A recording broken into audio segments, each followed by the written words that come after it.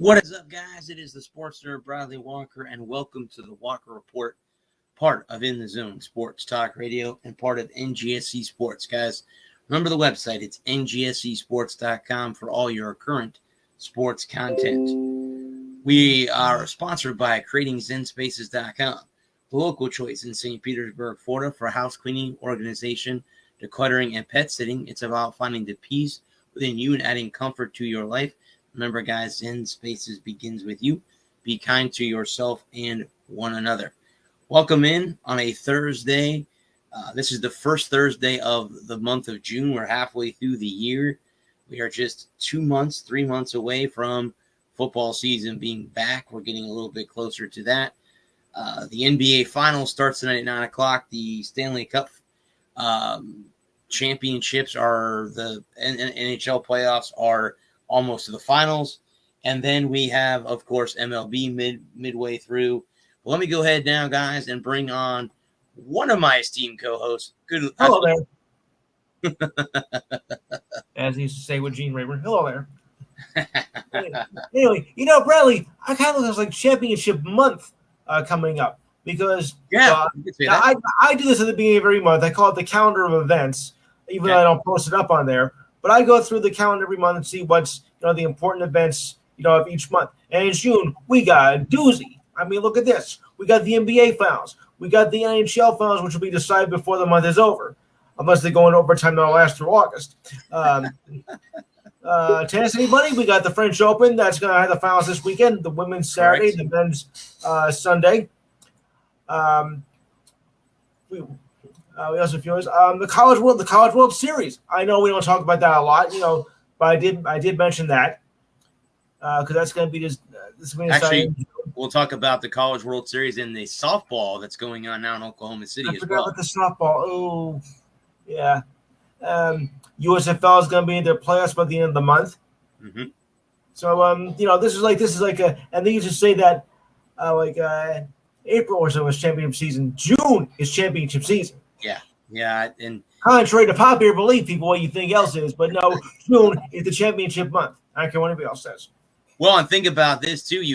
Then you have the end of May. You have 3 races at the end of May. I forgot one other thing.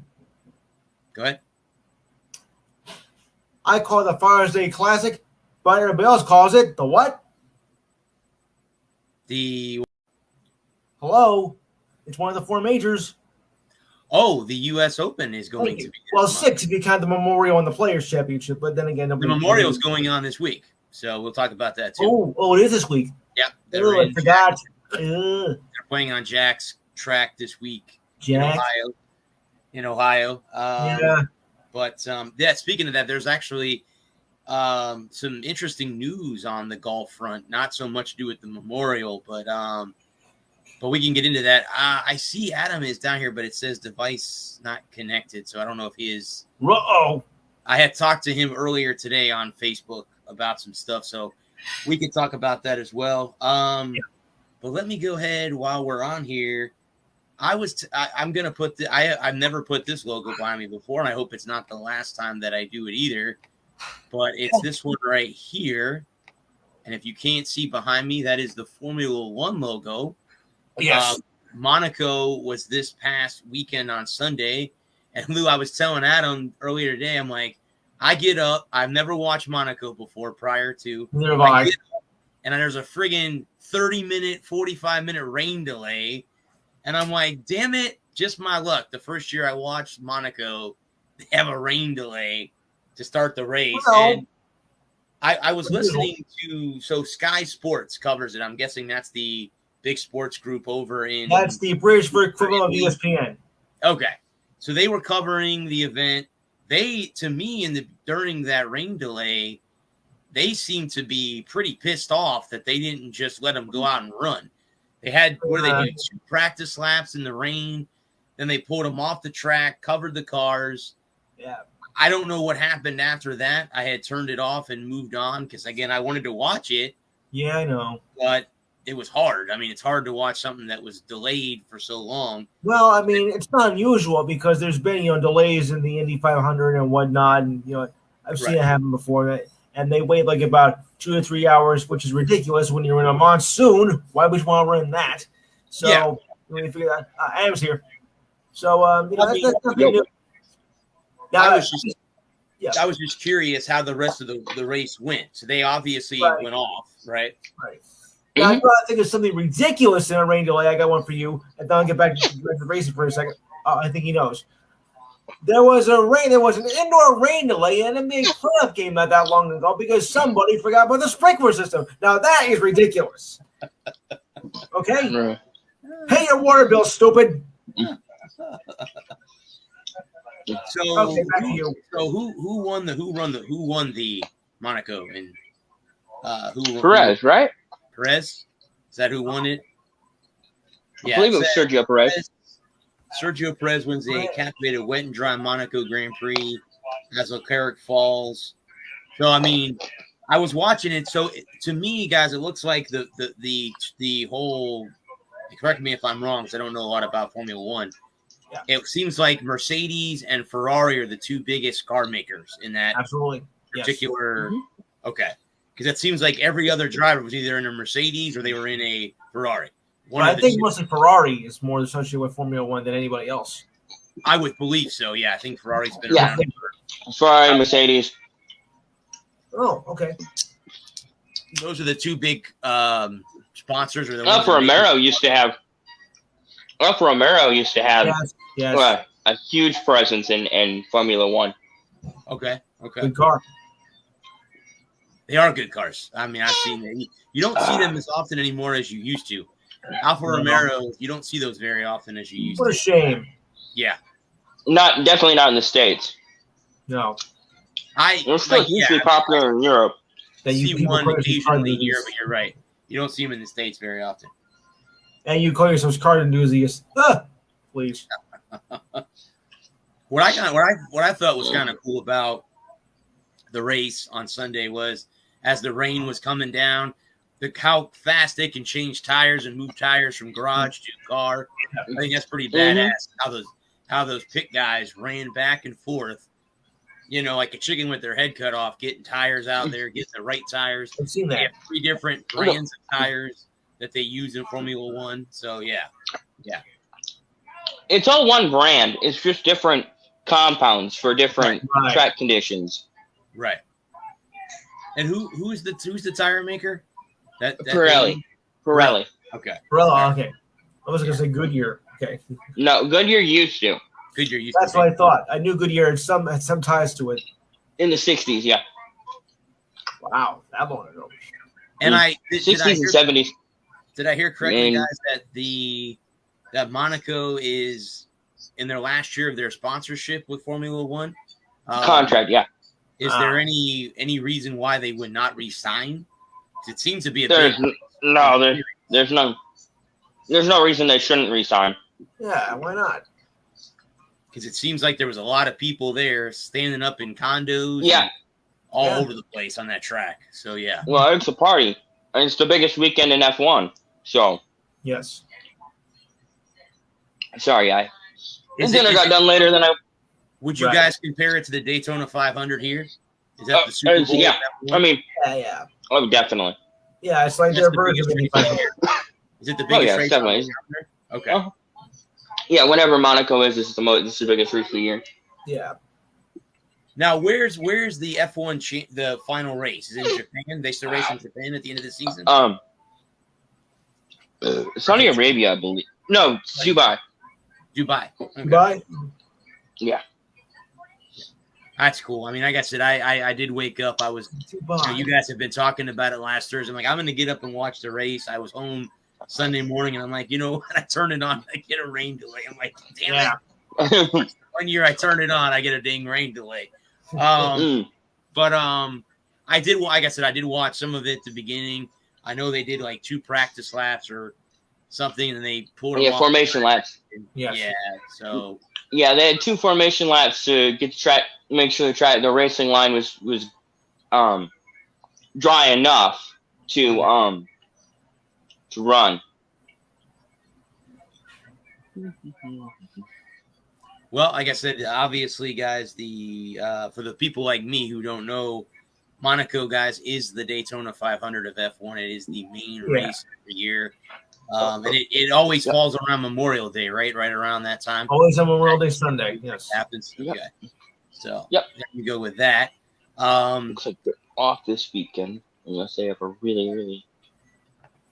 The next race that happened on that day would have been this one, the Indianapolis 500. Granddaddy of them all. And Marcus Ericsson wins. Is that correct? Is that correct? Yes, Marcus Ericsson. Okay. I know that I have a race, an IndyCar race in St. Pete. They race the streets in St. Petersburg, Florida. I think that has already happened. I think it happened earlier this year. I think it happened. Yeah, it was they started the season off in St. Pete.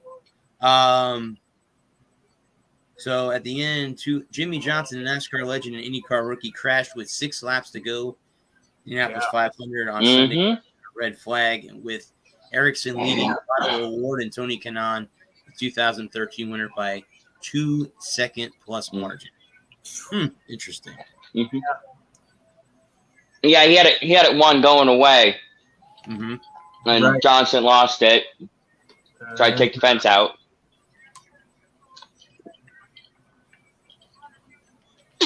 Everybody was losing it off of 2. Yeah. Calamity Corner this past weekend. What I find cool about the race is the milk thing at the end. I think that's cool that that tradition's been around for a long time with the milk at the end of the race. And they kiss the bricks, right? Is that what they do too? Yes, they do. Yeah. They do. They do that when NASCAR races there as well, right? Because NASCAR races too. Okay. Talk about kissing the ground to walk on. Who was it? Was it Rick Mast or Rick Mears that drank orange juice in Victory Lane? I think it was Rick Mears. I think so. That was a huge thing. Yeah, it was huge. And drink milk. He just doesn't like milk. Ah, okay. He doesn't like milk, and he wanted a glass of orange. He said, "Hey, that ruffled some feathers." What if he asked for vodka? No, obviously, the tradition though is still there that the milk thing has to happen at the end. So yes. Well, even if you don't like it, you just dump it over your head. You don't got to drink it. You know, you can just dump it. You're gonna get your suit wet anyway. You versus the Gatorade bath, huh? Okay. Yeah, or that. I mean, I want to get the Gatorade bath too. What happens if I don't like Gatorade? You know, sponsored by Powerade. Who doesn't like Gatorade? What happens if I'm sponsored by Powerade? You can't be dumping Gatorade on me. Come on now. Yeah. I'm just saying, I mean, you can look at things like that that are interesting to say the least. But again, guys, you know, if you weren't aware, on Sunday, you had started with Monaco and then the Indianapolis 500, followed by NASCAR's Coca-Cola 600, in which Kyle Busch won that race. Denny Hamlin. That was a wild one. Excuse me, Denny Hamlin held off Kyle Busch. My fault. That was a wild race. Mm-hmm. But what did they do with Pepsi Cola 600? There was some crashes right in there. Oh yeah, there's a lot of crashes, a lot of wrecks. 2 of them at least. Yes. Like I was telling you earlier, I wasn't feeling good Sunday night, so I ended up falling asleep about 220 laps in. Oh wow! And by the time I woke up, it was over. Yeah, so I missed. Good, bud. I missed the second one, the Busher flip. I saw that later in the evening or on Monday. I don't remember. Yeah. Excuse me. It says this was the one race Denny Hamlin had been dreaming about. Hamlin finally got that he covered 17 years holding off Joe Gibbs Racing teammate Kyle Busch. Yes. NASCAR, longest and most grueling race, lasted more than 5 hours and took 619 miles to complete. There were 18 caution flags and 16 drivers failed to finish. The race featured a 12-car wreck and crashed and sent Chris Buescher's car flipping over 5 times before stopping upside down. Defending race champion Kyle Larson struggled with the adversity all night, incurring 2 pit penalties, a fire in his pit stall and on the back of his car, and a spin out. He found himself with a golden chance to win when he took the lead with 46 laps to go. But with 2 laps left, Chase Briscoe tried to pass Larson and crashed, bringing out the yellow caution flag and sending the race to overtime. Larson had an inside on the restart in overtime, but Austin Dillon got a push from the second row and soon was running 4 wide along with Larson, Hamlin, and Ross Chastain. A crash ensued involving several cars with Larson nipping Dillon, sending both cars spinning. The crash ended Larson's chance to become the first repeat winner of the event since Jimmy Johnson won 3 straight from 2003 to 2005. Larson ended up finishing 9th. It also set up Hamlin for a win. So, yeah, you're right. There was 2 big crashes that ended up making the race even more interesting. Guys, I have the video of the crash. I don't know if I can play it or not. You sure you want to? I haven't seen it, but I don't know if I can play it or not because I don't want to get – I mean, I can try. Yeah. Well, I mean, because you thought maybe it was too graphic or something. Well, no. I'm not worried about it being graphic. I'm worried about it being – hang on just a second. Let me bring this up here. I'll share the screen with you guys so you can see it. So let me go ahead and play the video. Oh, yeah. Bush is right. This is insane. So let's see here. Let's play the video real quick. So I'm sure there's going to be an ad. Of course there will be. Of course. Oh, this is copper here. Coke commercial, Coke ad. That makes sense. Yeah. All right, we're going to go do this. All right, here we go. Oh, Suarez! Briscoe got into the back of Suarez, and he gets pounded. Dang it. Oh, Buescher's upside down. I think he hooked a drain.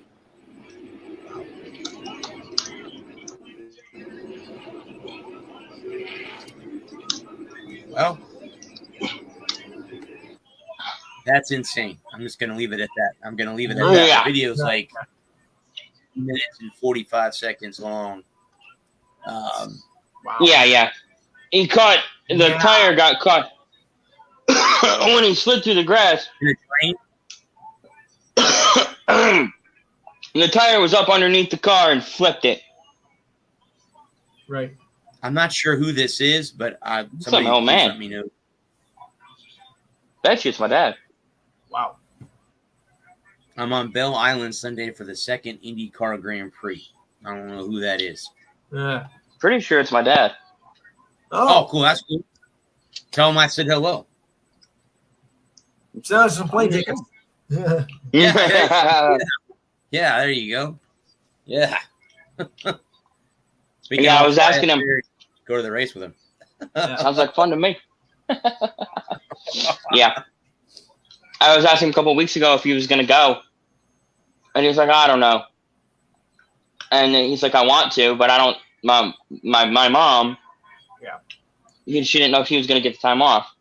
But she got the time off, so they're going to go. I didn't know if your dad was into auto racing or not, but I guess he is. Or is it just location? Yeah. Yeah, here's why I'm into motorsports. Makes sense.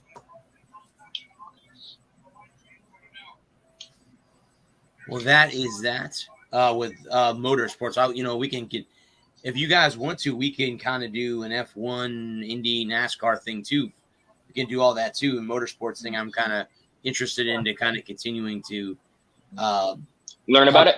Yeah, learn about those a little bit more. Yeah, right. Again, I'm not the most comfortable in those 3 topics, so to get a little bit stronger in that kind of stuff moving forward.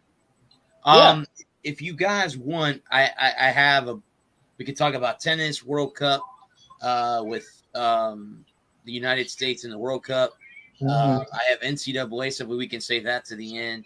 Yeah. I have UFC. I have We can talk about the College World Series and the softball. We can talk about golf. Yeah, we'll do that. The College World Series. The College World Series. Okay. We can talk about the College World Series. I try to remember to talk about college hockey too, and I forget when it comes on. Not right now. Yeah, March and early April. But here is how the College World Series breaks down. And some of these games may have already happened already. So here are the regional. This is the Knoxville regional. These games, I guess, start tomorrow. Games 3, June 3rd to June 6th. So you have game 1, which is Campbell versus Georgia Tech. That'll be on at noon. GT easily. Tomorrow. Alabama State versus the top team in college baseball. That will be the Tennessee Volunteers. Again. 6 p.m. on the SEC Network. The loser of game 1 will play the loser of game 2 on Saturday, and then the winner of game 1 versus the winner of game 2. Obviously, that would be that. And Sunday, the winner of game 3 versus the loser of game 4, and the winner of game 4 versus the loser of game 5 would be that bracket. And then Monday would be game 7, if necessary. In the Statesboro regional, it's the Statesboro, Georgia. You have Texas Tech versus Notre Dame. That'll be 2 p.m. tomorrow on the ACC network. The other game is UNC Greensboro versus number 16 Georgia Southern. That'll be on 7 p.m. tomorrow night on ESPN Plus. And again, the same format with those regionals there. The Austin regional will have Air Force versus number 9 Texas. That'll be at 2 p.m. tomorrow on the Longhorn Network. 2 will be Dallas Baptist versus Louisiana Tech, 7:30 p.m. on ESPN Plus. The Greenville regional, which is in Greenville, North Carolina. You have Coppin State, if I'm pronouncing that right. Is it Coppin State or Coppin State? Coppin. Versus number 8 East Carolina. That'll be on 1 p.m. ESPN Plus tomorrow. Game 2 is Coastal Carolina versus Virginia, 6 p.m. on the ESPN Plus as well. In College Station regional, obviously that's College Station, Texas, home of the Aggies. They'll be in game 1 against Oral Roberts at 2 p.m. on Friday. The other that will be taking place there is also another Texas team, Louisiana versus TCU at 8 p.m. The Louisville regional in Louisville, Kentucky will have Missouri State versus Louisville at 2 p.m. The other one will be the Michigan Wolverines versus Oregon at 7 p.m. on ESPN Plus. Of course. The Gainesville regional in Gainesville, Florida, Liberty versus Oklahoma, and Central Michigan versus the number 13 Florida Gators. The Blacksboro regional in Blacksburg, Virginia, home of the Virginia Tech Hokies. Hokey high.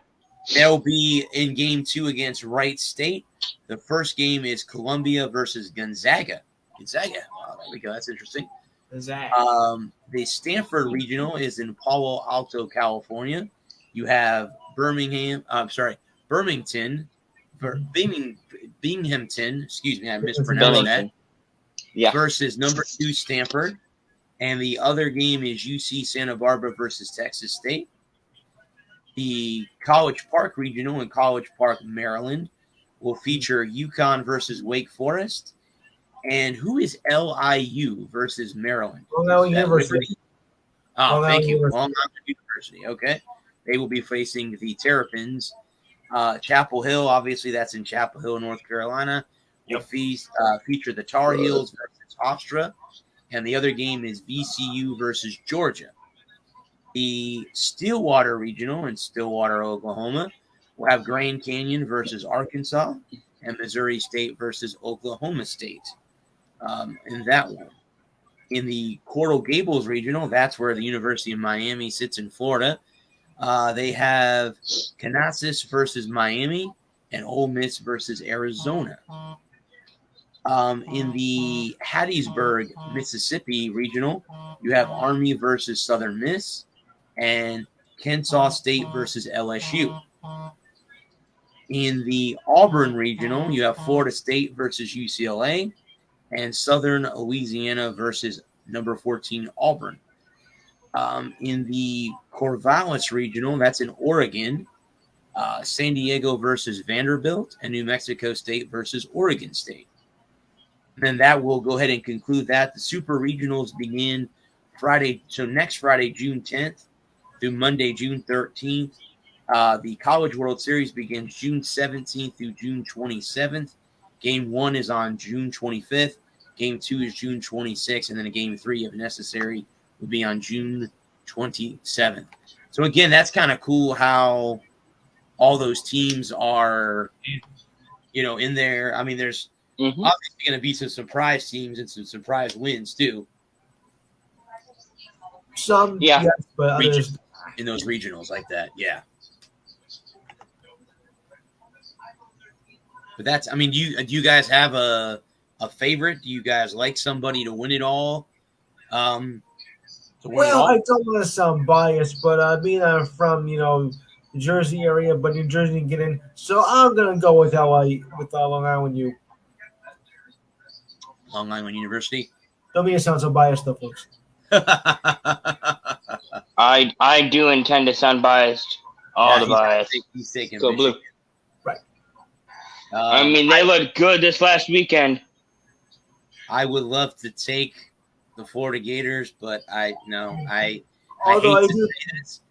hate to say this, but I think when it's all said and done, the Vols are going to win the College World Series. I think that's being too obvious, though. Yeah, I hate to say that because that's the one team that I just cannot stand in college sports. Yeah. Nothing against the state of Knoxville, nothing against the state of Tennessee, because I was in Tennessee earlier this year. But I mean, I think they're the best team there. But Michigan can give them a run, and you know what? Who else? Somebody else can give them a run too. I don't know. When it comes down to it, it's funny how baseball plays itself out. So it's amazing how Vanderbilt's good in baseball, but in college football they just play suck. Oh, Vanderbilt, yeah, Vanderbilt's they have a good baseball. But in college football, forget about it. I want to set right off. Story, Lou, about Vanderbilt. So I met up with Ralph Garcia in Tennessee. He lives in Tennessee. So he came and picked me up and drove me around Nashville, like all around the city of Nashville. And we went by Vanderbilt University. And you know what he told me? He says all the people that go to those games, they're all alumni. And the only reason that they go is so that they can talk and drink alcohol. They pay no attention to the football game because the football team sucks. They don't care. They just go just to be. It's a Saturday. You get drunk off my ass.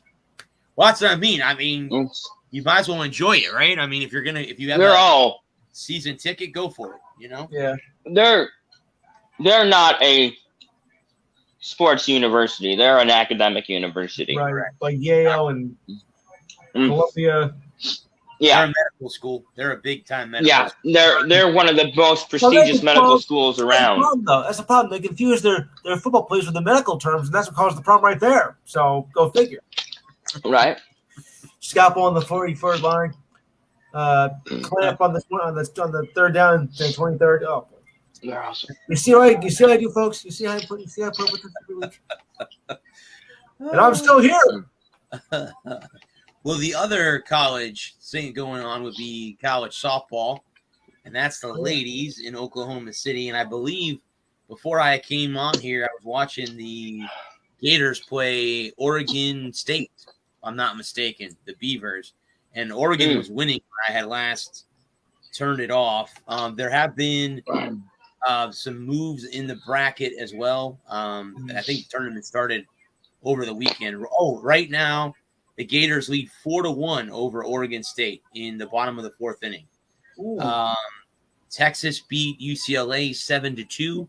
Oklahoma had 2 grand slams to win 13-2. Wow. In a run, that game was actually stopped due to run differential. Because in softball, they will stop a game if it gets too out of hand. That game was stopped because of that reason. So they stopped that game. Let me check the bracket. Let me check the bracket real quick and tell you guys who moved on and that kind of thing. Let Let's see. Huzzah. I do have the hockey game on in the background here in the Eastern Conference or the Western Conference. Excuse me. Okay, so is there any score yet? No score yet. It's still 0-0. Really? I know there was 14 goals. 14 I thought they had like 4-2 or something. Yeah, 14 goals scored. Yeah. So here's how the brackets break down right now. You have looks like Oklahoma has advanced. Let me see. Oklahoma will play Texas next, I believe. Yes. Oklahoma will play Texas next. And then you have did Adam go by there? There we go. I changed devices. Okay. You have let's see exactly how this breaks down because I don't understand the bracket. Let me go back to the scoreboard here. Looks like the Avalanche are on their second power play. Yep. So here today, this is okay. So this is Thursday. So tomorrow we have Northwestern playing UCLA at 7:00 on ESPN2. Yeah. And Sunday, Oklahoma plays Texas. The Sooners are the number 1 ranked team in the country. So they are the number 1 softball team in the country is the Sooners. And they're playing in their city. Oh, they're not playing in Oakland. They're not playing in Oakland. In Norman, they're playing in Oklahoma City, which obviously is their arch rival. Go figure. Oklahoma City, so that's their rival. But that, I mean, I've been watching a little bit of softball. I saw the Gators win they beat Virginia Tech to get to Oklahoma City the other day. So I have been paying some attention to that. I got to watch some college baseball. There's going to be plenty on it tomorrow. I'll have to see if I can tune into a game just to kind of get caught up on what's going on with. I was watching the Big Ten tourney over the weekend, Sunday. Yeah. We lost the first one to Iowa. Then we absolutely clobbered them in the second one. And then like 20 minutes later, we beat Rutgers. Nice. Great. Thanks a lot. In baseball. That's enough. My home state's a loss. Yeah. And then we got the automatic qualifier as the Big Ten champion. All right, hang on just a second, guys. I want to. Yeah, it was there. I thought so. There was a kind of, I guess you can say there was a celebrity sports kind of person that passed away recently, and that would be Ray Liotta. Passed away. Of course, if you remember him being in Field of Dreams, right. He was Joe Jackson. I think he's more known, obviously, for Goodfellas. I think that was the movie that kind of put him on the map. Yep. Right.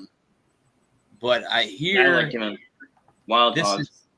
And that one too. That one as well. He played the lead of the gang that was after them, right? Is that right? Yeah. He was the other.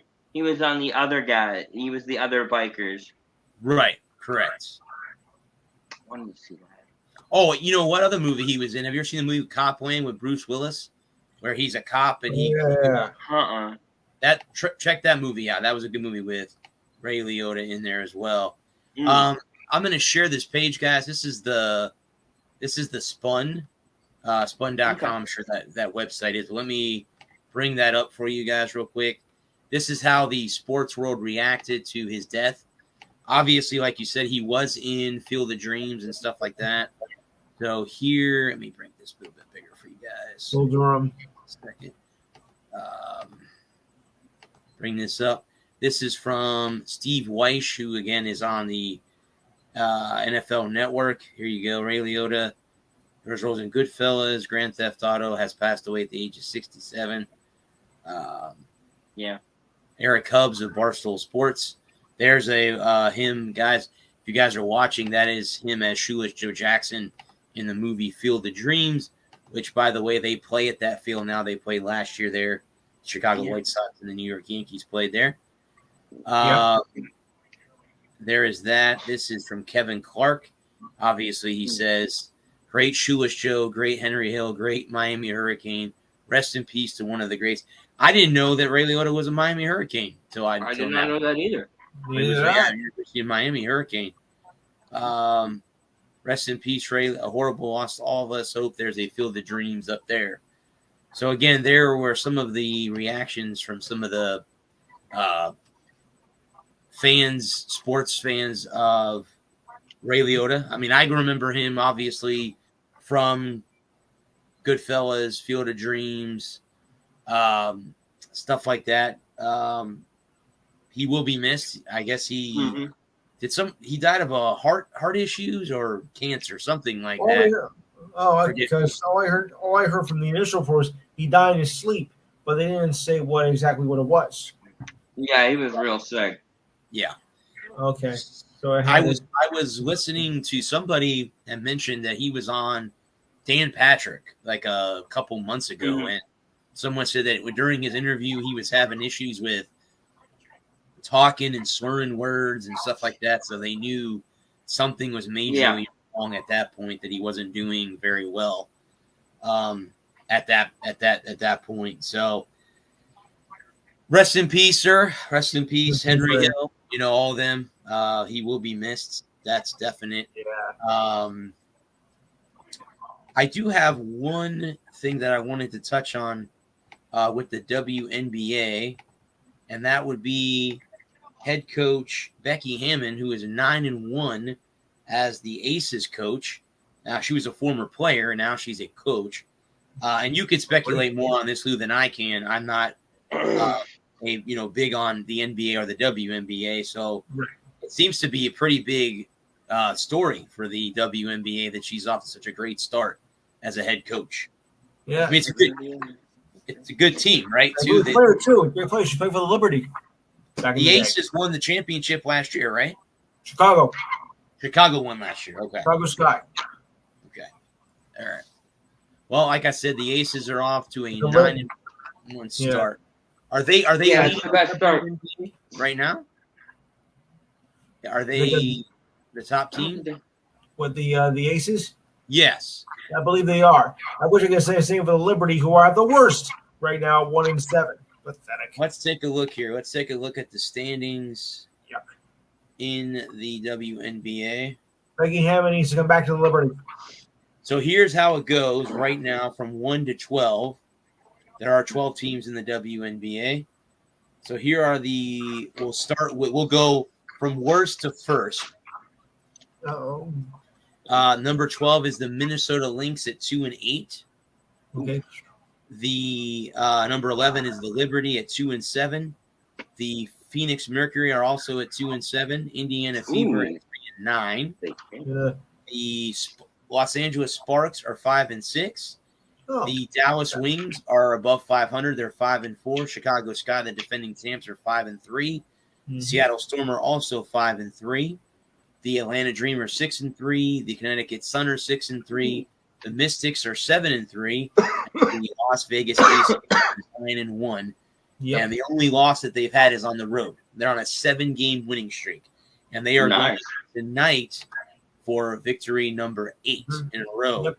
Yep. This evening, and they will be tipping off at 10 p.m. So we will be getting off the air when they tip it off against Connecticut, who are 6-3. So actually, 2 of the top 4 teams in the league are playing against each other this evening.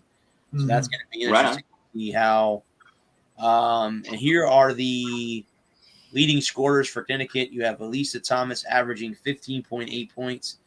Jonquel Jones, 13.1 points. Brianna Jones, Brianna, hopefully I'm not butchering that name, 13 points on an average. Courtney Williams, 9.6. Natasha Heedman is also 9.6. The Aces, Jackie Young is averaging 18.5 points. Kelsey Plum, 18.2 points. AJ Wilson, 17 points. Chelsea Gray, 12 points. And Eureka Hamby, also 12 points. So, pretty good roster that the Aces have there so far this year for that. But I wanted to bring up the Becky Hammon thing because, again, She was a former player, and now she's off a great start with her head coaching prowess there. Let's see. She also was assistant coach for the Spurs. Yes, she was. That is also correct.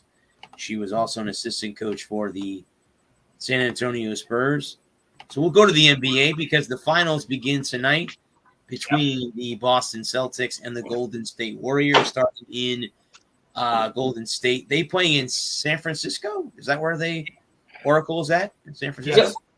Okay. Yep, they moved from Oakland to San Francisco. Mm-hmm. Oakland seems to be losing a lot of things. Yeah. Seems to be losing a lot of things. Oakland is not a very friendly sports town. You lost the Raiders. You lost the Warriors to just across the river. You're probably gonna lose the A's soon. So Yep, to Vegas. Yeah. Same place the Raiders. Half the day, and of course, any TV show that has a saying there is filmed in Canada. So obviously, Oakland isn't friendly for anything. Well, actually, a famous YouTuber that I watch, I'm sure you guys know him as Zach Campbell.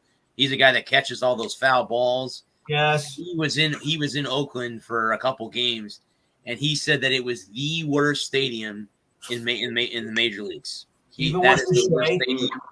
And now again, I don't know because again, we have Tropicana Field here in St. Pete, so I don't know how much worse it could possibly get. Just saying. You ever been to Shea Stadium? I think. Well, he grew up there. Now he grew up near Shea. He said that he grew up near Shea. My condolences. Yeah, he said he grew up near Shea. So come on. So again, we have a game tonight and then a game on Sunday. Will be game 2. I have to ask, guys, how do you see the series playing out? Is it Warriors in 6? Warriors in 7. Warriors in 7.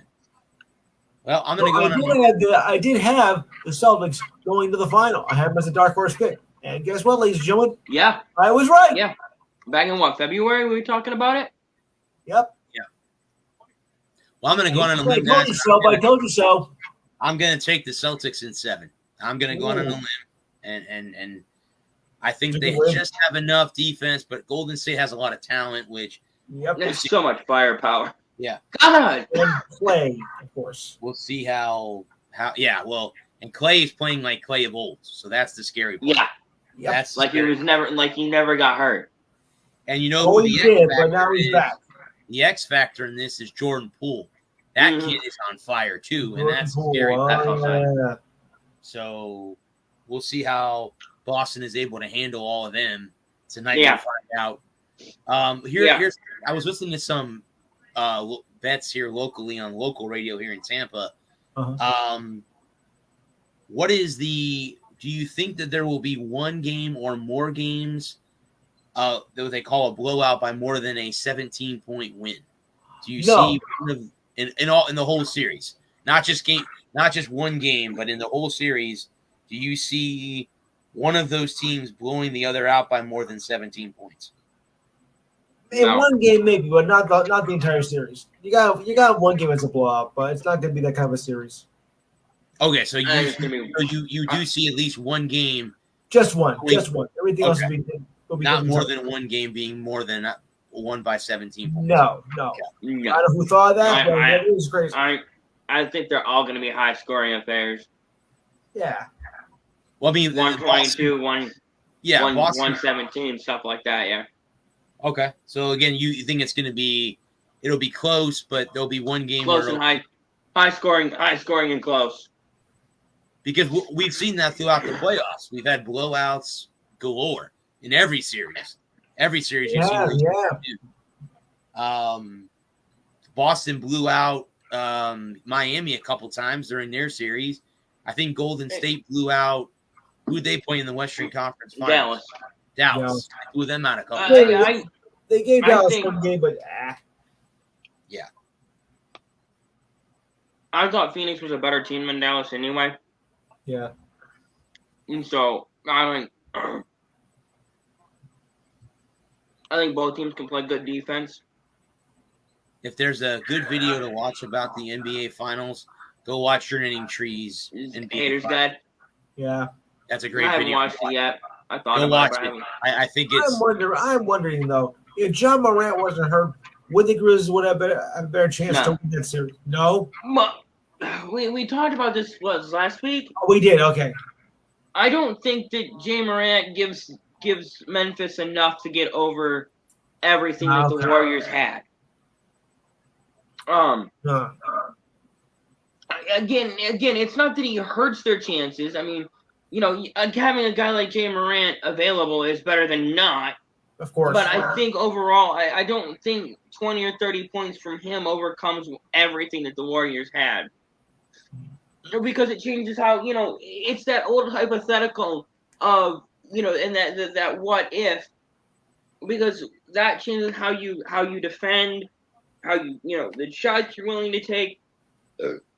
So yeah, you have to change. You have to think that if Morant is available, the Warriors completely change how they're gonna play Memphis. So I think that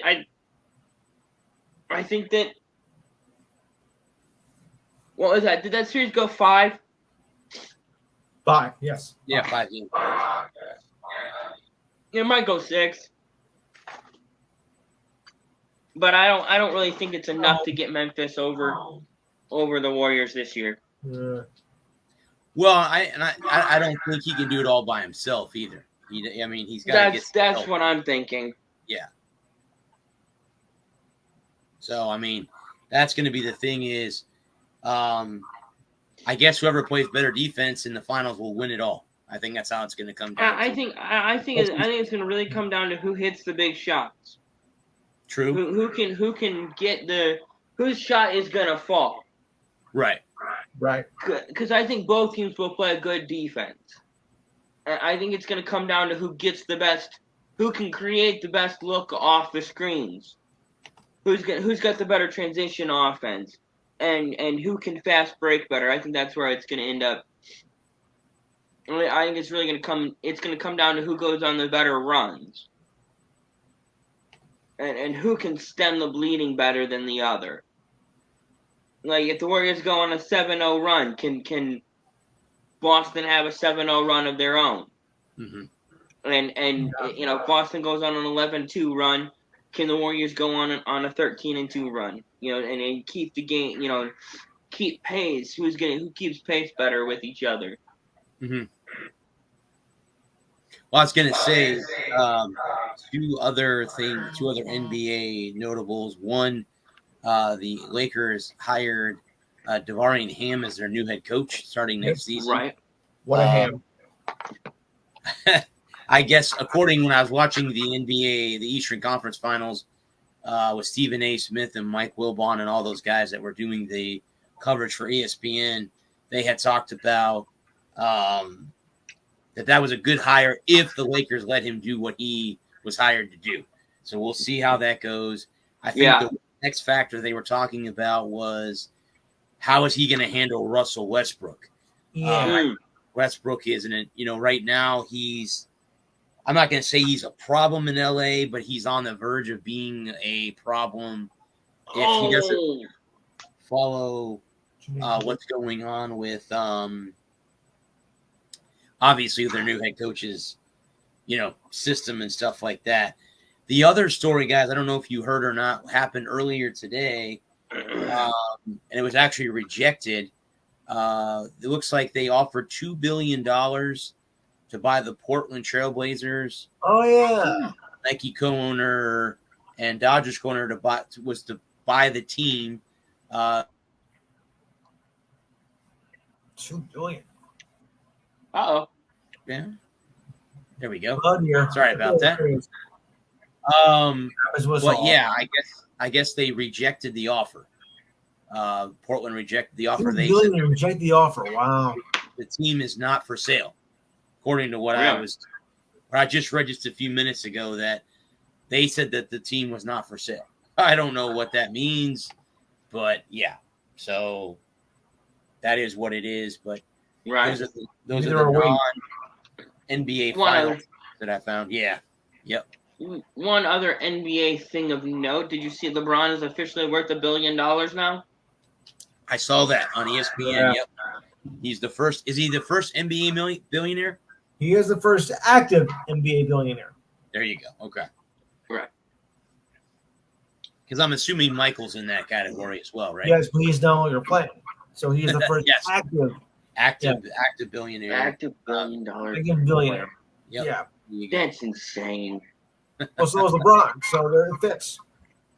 Hey, it's good money if you can get it, goddamn. Right. Yep. Now who's gonna be the first gazillionaire? That's all I want to know. All right. Yeah, that's a good question. Hey, That's a good if somebody wants to make me the world's first gazillionaire, give me a call. Yeah, same here. Who wants to be a gazillionaire? Oh boy. Right? I remember when that first started. Yeah. So the MLB is about midway through the season. Obviously, we were past Memorial Day. Yeah. Before we get into standings and all that stuff, I read an article, or I actually have it right here in front of me, that manager Gabe Kapler of the San Francisco Giants will not take the field for the national anthem after the grueling shooting that we talked about last week on the show in Texas. He is not. He again is putting his. Again, we don't usually talk about political stuff on here, but obviously he's putting his voice out there, saying he's that he's with the gun. He's putting his politics above the game. Gun policies in the United States is kind of what he's he's putting his personal opinions out in front of the game, and he's making it about him and not about the game. Right. And the Giants are really off to a good start too. I mean, it's not like they're bad or anything. I think they're third in the NL West now. They're really good. That's a strong division. Yeah, they are a good team. They're a good team in a good division. Yeah, absolutely. So here, as of right now, here are the MLB standings as of right now. The Yankees lead the Blue Jays in the American League East by 5 games. They lead the Rays by 5.5. The Yankees are 35-15. Wow. The Jays and Rays both have 30 wins. The Jays have 20 losses. The Rays have 21 losses. Boston is 24-27 at 11.5 games back. Baltimore is 22-30. They're 14 games back. Your season's over anyway. The AL Central is led by the Minnesota Twins. They have a 4.5 game lead on the Guardians, who are under 500. Actually, right now, the Twins are the only team in the AL Central above 500. Cleveland, Chicago, Detroit, and Kansas City are all under 500 in that division. The AL West is a 6-game lead for the Houston Astros over the Angels. The Rangers are 8.5. They are 8.5 back. The Mariners are 11.5 back, and the Oakland A's are 14.5 back of that. Now that, if you're wondering what the wild card standings are, too early to tell, isn't it? In the American League right now, the 2 teams that hold the wild card spots are Toronto and Tampa Bay. Of course. Boston is only 3 games out of that final spot as well. So then we switch to the NL West. The Mets have a 4-game lead. They are the only team in the NL East that has a above 500 record. Braves, Phillies, Marlins, and Nationals are all under 500. I thought losing Freddie Freeman was going to hurt the Braves. Oh, absolutely. Yep, they are.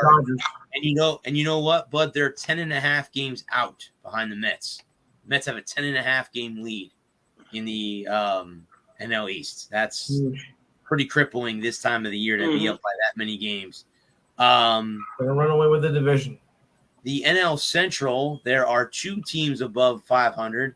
The Milwaukee Brewers lead the division. They're only 2 games up on the Cardinals. The Pirates, Cubs, and Reds are all under 500. The Reds are 13.5 games out at 17-32. I think they have the worst record in Major League Baseball. The only team that is not above there's 2 teams that are not above 500 in the NL West. That's the Diamondbacks and the Rockies. The rest of the class, the Dodgers are up 3 games over the Padres, and 5.5 over the Giants currently there. Padres' biggest since '98. Yeah. Best season since then. They are 30-20 so far through 50 games. Well, you're out. You might have something here. Through 50 games. So this might be the year they finally get through, because they've been kind of on the cusp of being there and stuff like that. So right now, here's a scoreboard. Oh, do I dare jinx it? Do I dare jinx this? There is a perfect game going on right now. Yeah. In New York, in Yankee Stadium. There's a perfect game going on right now. Haven't had one in 23 years. I don't want to jinx that. And jinx. What was that? Was it David Wells or David Wells and David Cone? Who did it? Was it Cone that did it, or was it Wells that did it? Wells did it first in '98, then a year later, Cone in '99. I saw Cone's perfect game. I was on vacation. I remember seeing that game. So was there a perfect game last year? Not for us. No, just in general in baseball. There, I think, was there a perfect game last year? One. I couldn't remember if there was a perfect game last year or just a lot of no-nos. There was a lot of no-nos, but I think there was one perfect game. Let's see when the last. I could be wrong, of course, but let's see here. Perfect game. You don't see that very often. King Felix, 2012. That was the last perfect game? Okay. Yep. It's been 10 years. Felix the King. Yep. And the team they did it against was the Tampa Bay Rays. That's the team he did it against. There Sorry. No, that's okay. That's okay. Hang on a second. I want to see who is pitching for the Yankees tonight, because I want to see who that is. We don't jinx it either. Every time we bring it up, it always, Yeah, I definitely don't want to do either. that. Because the Yankees are up to bat now in the bottom of the 16th. The game is 0-0. So the Yankees haven't scored any runs either. But as of right now, there is a perfect game going on in the Bronx. The Reds are up 5-1 over the Nationals in the bottom of the 7th. The Marlins lead the Giants 3-0 in the bottom of the 7th in Miami. The Mariners lead the Orioles 4-3 with the bases loaded in the top of the 6th. The Padres and Brewers are tied at 0 in the top of the 4th. Bottom of the 3rd, the Cubs and Cardinals are tied at 2. The end of the 1st, the Rockies lead the Braves 1-0. Late games is the Mets and Dodgers at Chavez Ravine later on there. And then already finals today, there was a day-night doubleheader. The Yankees beat the Angels 6-1. Ohtani was the pitcher in that first game. The Tigers beat the Twins 3-2. The Rays beat the Rangers 3-1. And the Blue Jays beat the White Sox 8-3. Yeah. So again, I'll keep the MLB thing up. I did not know that there was a perfect game going on, so we'll leave it at that. We'll not talk about it so that we don't end up jinxing that. No. But as of right now, there is a perfect game. I tuned into it, and then the next thing I know, somebody got a hit. Dirty, no good. Next thing you know, that it'll be all the way until the end, and somebody hit a walk-off home run or something. That'll be the worst thing to do. So I'm going to talk about golf. There's a couple things going on now.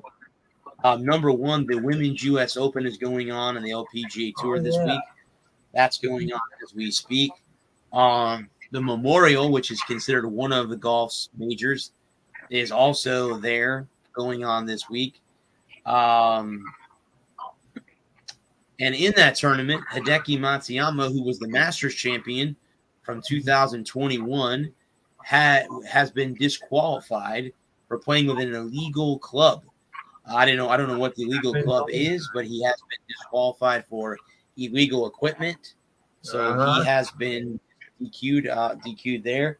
The big news, again, with the PGA Tour is the first Saudi Arabia-backed golf tour had their first event.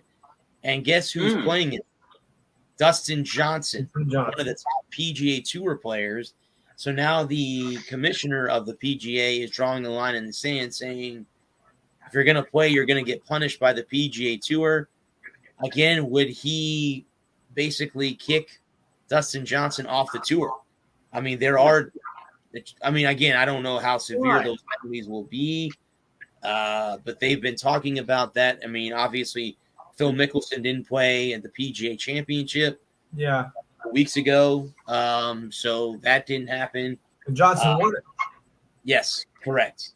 But again, I'm interested to see what they do moving forward with this, how they punish the players for the PGA Tour. I don't know how that's going to work out. I think at the end of the day, what ends up happening is, I think if these guys can make money or more money, they're going to do what they need to do for their family, wife, or whatever they're going to do for themselves. You caught it. Okay. But yeah. If you guys did not know, there was a golf match last night between Tom Brady, Aaron Rodgers against Patrick Mahomes and Josh Allen. I got to catch the end of it, and of course it was closed out by Aaron Rodgers singing a 15-foot putt in the middle of the hole on hole 12 to win the match for him and Brady. But it was, I guess, an exciting match. A lot of people called it boring. I think it wasn't boring. Why? Because it was amateur players. It was fun. Wow. It was amateur players. There were no professional tour players there that were playing. I think it made it a little bit better to have, It looked like four friends. It looked like four friends playing around the golf. Looked like they had a lot of fun. Yeah. I would agree with that. I totally wholeheartedly agree with. I wrote an article that'll be up. I gave it to Ralph today, so I'm sure it'll be up on ngscsports.com. If you guys want to go over there, check out my articles, you can. I wrote a lot for that website. When USF football comes back around, I'll be writing again about USF football. There was announced that their first 3 games of USF have been announced, the starting times. The game in Gainesville against the Gators is a 7:30 kickoff, 7:30 p.m. Ooh, prime time. In Florida. They're in Gainesville. Their first game against BYU is a 4:00 kick. That's going to be a nice day and, nice start to the season in September. Be hot, but it'll be nice to have a kickoff around 4:00. And I think the second game of the season is a 3:00 kick. Both the first 2 games for USF are at home, and they play 2 road games after that. Obviously, right now we can jump, guys, to the ice real quick because there are the Eastern Conference and Western Conference finals are playing out. Obviously, game 1 of the Western Conference finals went to Colorado in an 8-6 win over the Oilers. They're at game 2 now. I think that they just went into the first intermission, and the game is tied at 0. I don't think anyone scored a goal in the first period. They changed from game 1. The Eastern Conference Finals started last night with a 6-2 win for the Rangers over the Lightning in game 1 at Madison Square Garden. So we'll see how that game 2 is tomorrow night. Me personally, as long as Edmonton doesn't get to the finals, I'm happy. That's all I'm going to say about that. Really? Why? No Canadian team should win the cup. Just saying. I'm joking. McDavid, but I'm really intrigued by this series, though. McDavid versus, McKinnon. I'm very intrigued by that. 2 great players out there. So, I was very intrigued by that series when I heard the announcement. Like, this is going to be good. And game 1, of course, was no defense, and this time you have no offense. Yeah, go figure. Well, the Avalanche are a backup goaltender too. So, by the way, guys, this is rare for me to say, but especially if it pertains to you, Bradley, of course. I personally double dog dare you to come on my show Saturday since the Rangers are playing the Lightning in the Eastern Conference Finals. Well, game 2 is tomorrow night, so we'll see. I know. I thought we can recap with the notes for that on Saturday. Game 2 is tomorrow night, so we'll see. Yeah. We'll see how it. I had a feeling that Florida was going to drop the first one, the Lightning. It's really hard to get it ginned back up after missing 9 straight days. Yeah, but on the other hand, Rangers are only coming off one day, and they didn't get a lot of rest time, so you figured they might be exhausted. No. Fatigue factor sets in this time of year, I think I'd rather play with only one day off compared to a 9 or a long stretch of time off. Huh. Absolutely. I just thought because fatigue sets in about now. You've played since September with the preseason. You had 82 regular season games. You had a week off because you had what breaking all over the place, which delayed everything. Then the Rangers have been through 2 games that went the full distance. You would think they'd be running out of gas by now, so you figured the Lightning would have an advantage. Okay, they had like a year and a half off between that, but still, I mean, of course, well rested. It's much easier. It's much easier to keep it going than it is to get it to gin it back up. Right. I'd much rather be the team coming off a 7-game series than a team that's been swept or completing a sweep. Okay, I see. Because I always figured, if you don't get like enough rest between games and have to go back out like 36 hours later, like, oh, come on, we just got out of a series. I gotta go through this again. I'm exhausted, man. Ugh. Playoff hockey is a little bit different animal anyway. In all reality, it's a different animal. No, the playoffs are different. Yeah. It's one thing to play 5 games in 7 nights during the regular season when it's part of the grind. It's murder. But to do it in the playoffs where every game means so much more than the last one. Yeah. Yeah. And then finding that adrenaline that you had that put you over the top to win 4 straight. Yeah. Well, I just think going to the limit in both series, you got the stamina, to get to these next rounds, and you might be thinking, well, they might run out of stamina at some point. Going to the limit in both series, 7 games against Pittsburgh, then 7 games, in the last series. So you had to figure starting to settle in. Well, I mean, it's going to be interesting to see, how they play tomorrow night. Obviously. Yeah, game 2 is tomorrow night, so we'll see how the Lightning are 17-0 after losing a game in the playoffs since 2020. Yeah. So again, I'm not too scared or too worried about it. I know there was a lot of people here locally that were like, "Oh, it's going to be a problem." By the way, guys, the perfect game still is intact. Still intact. There's one out. Hasn't costed yet. So he has, let's see, 8 outs to go. 8 outs to the perfect game. 8 outs to go. Needs a run. 7 outs to go. I'm sorry, 7. Excuse me. Did they get another one? Out doesn't cost it again. 7 outs to go. 7 outs to go. Yeah. Okay. 7 outs to go. For a run. But yeah, so the NHL, again, like we were mentioned earlier, the finals are on the verge. We're on the verge of the Stanley Cup finals. The NBA finals start tonight. So again, we're going to have 2 championships handed out before the end of the month. So that'll be, like I said, championship month. Yeah. We will have 2 championships handed out by the end of the month. So, never mind. So it's going to stay in the park. Let's talk about 83 through 7. He's cruising, man. Yeah. I have an article, guys, that I caught my attention about in the NCAA outside of Jimbo Fisher and Nick Saban. I don't think we got into that conversation last week about those 2 bickering back and forth with one another. We did a little bit, but briefly. Yeah. This is ESPN.com. These are ranking all 131 college football quarterbacks. So I'm going to go through and read all of these. I know. So here is the top 25. We can do the top 25. That's fine. So here is how it all breaks down. Tier 1. So these are the 3 Heisman or bust players.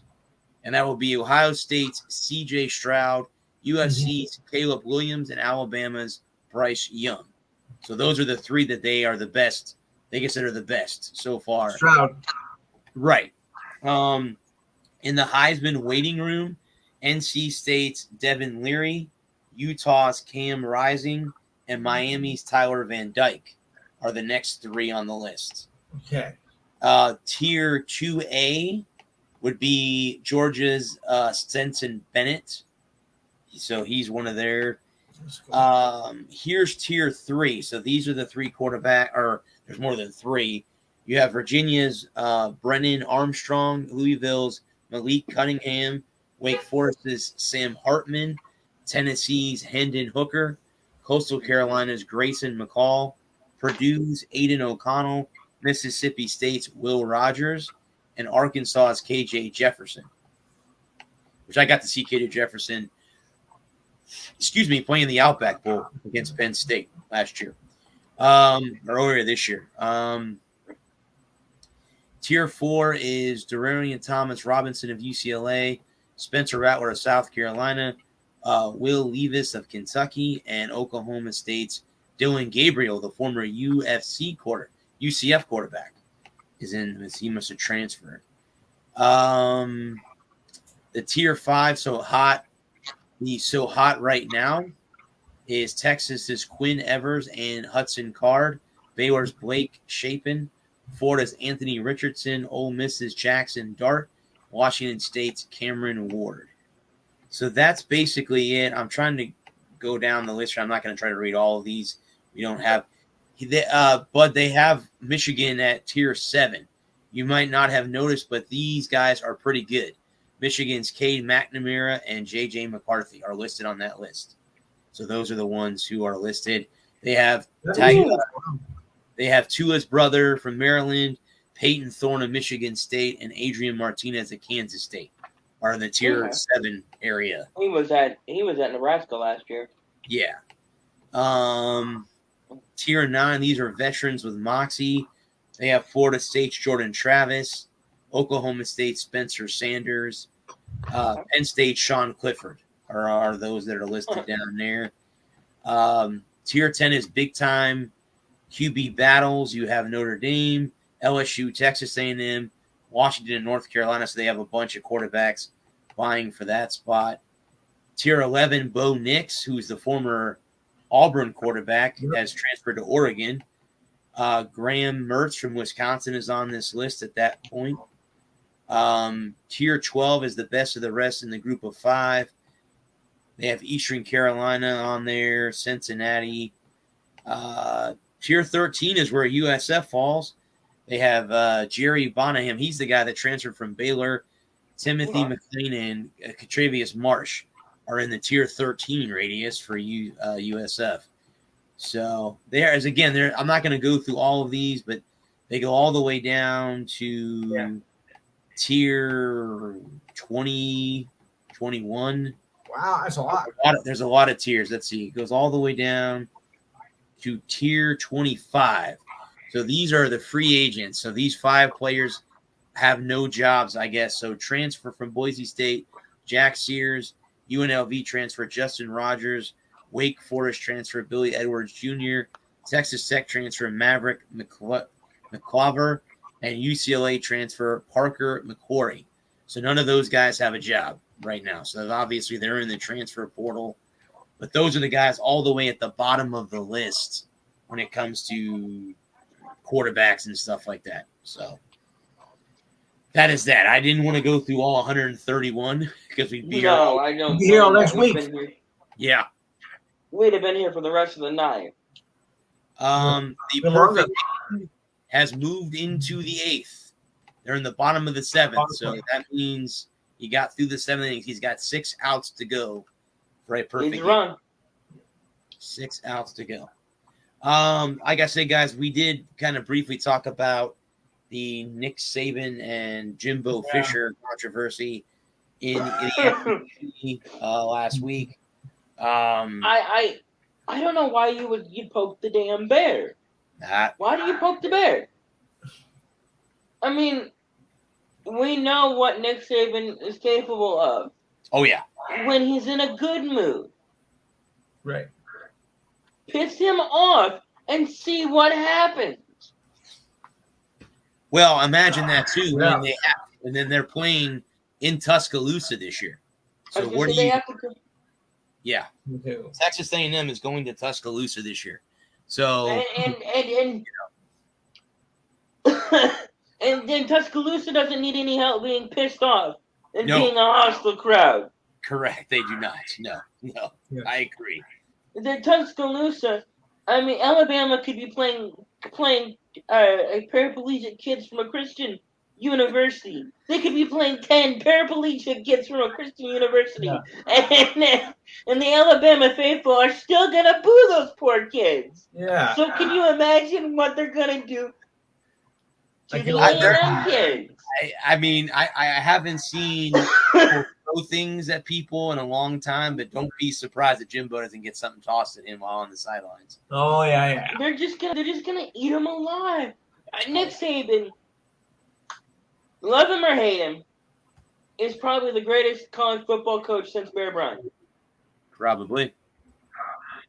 And definitely the greatest Alabama coach since Bear. Oh, yeah. Uh-huh. Yep. And Nick Saban is old school in that way. Mm-hmm. Don't give him a reason. He doesn't need a reason. The reason is because he showed up on Saturday. Don't give him any other. Right. Well, here is now another thing that they have to go to is coming up in July. Coming up next month is SEC Media Day. So here we go now. Monday, July 18th starts SEC Media Day. They will be talking to LSU head coach, Brian Kelly.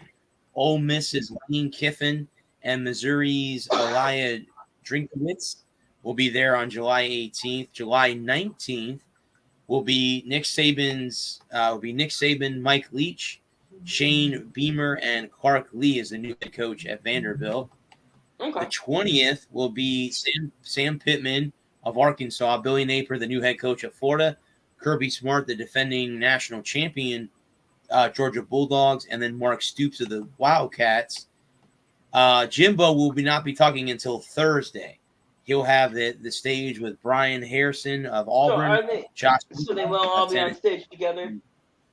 No, they're gonna, and it's actually a couple days apart. I don't know. No, I meant. Well, I think it'd be interesting if they did put them on the stage at the same time. No, I meant the group that they go with. Yeah, they're not. They're on separate days. I think the SEC is like, yep, you guys are having a beef. We're not going to have that breakout on our stage in Atlanta. The other group, the group that you're with, do they all go together? I think they all have their separate times, bud. I think they're scheduled on those days. I didn't know if they all went as a group or if they had individual media availability. I want to say, you know what? It could be both. It could be that all four or all three of them are at the same time. Then they have individual. Last year, I watched Miami's ACC because I was still doing my show last year. Right. I watched Manny Diaz, who is now not with Miami anymore. But he was up there with his players. So I think they start off as a group and then they break them off and they bring on certain players that go to media day with their certain group. Right. I want to see what Billy Napier has to say because, again, I'm a Gator fan, so I want to see what he has to say, what changes he's going to bring to the Gators this year. I am working on trying to get a credential to the USF game. I'm probably going to get killed wearing green and gold, but I'm going to try to go and be in that press box at Ben Hill Griffin Stadium. That would be kind of cool to add to the resume of stadiums. To have a credential too. Yeah. So. I gotta imagine Big Ten Media Day is coming up too. Yeah. What's it? What is it? Is it coming up in next month? I am looking right now. Okay.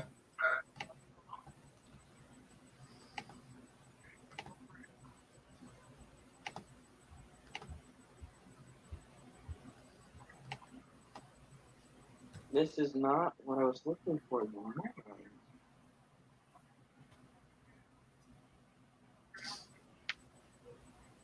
Let's see.